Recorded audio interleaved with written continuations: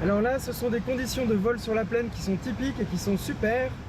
Un Regardez, planeur, c'est on fait a pour plein de planer feux grâce au partout, courant les ascendant. plafonds sont très Seul bas. problème, il faut une aide extérieure pour quitter le plancher des vaches.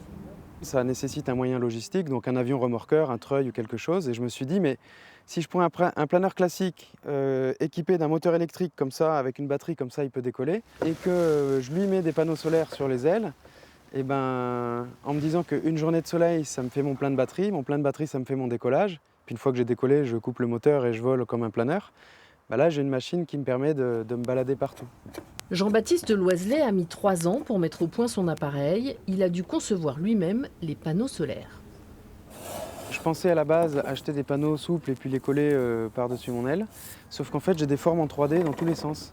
J'ai des doubles courbures. Par exemple, ici, on a une courbure comme ça et une courbure comme ça. Pareil au bout d'aile là-bas. On voit bien que le bout d'aile, il remonte. Et donc, j'ai trouvé aucun fabricant qui était capable de me faire des panneaux solaires en 3D à la forme de l'aile ou alors à des budgets juste pas possibles.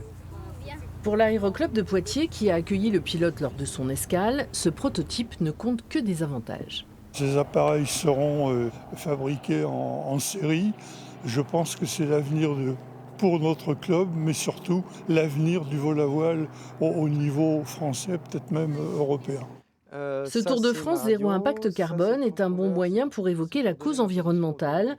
À chaque escale, le jeune homme a l'occasion de rencontrer un peu de public.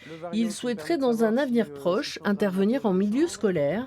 En attendant, Jean-Baptiste Loiselet va poursuivre son Tour de France en s'arrêtant à Toulouse, la cité de l'aéronautique. Son ultime escale sera Saint-Rémy-de-Provence dans le courant de la semaine prochaine.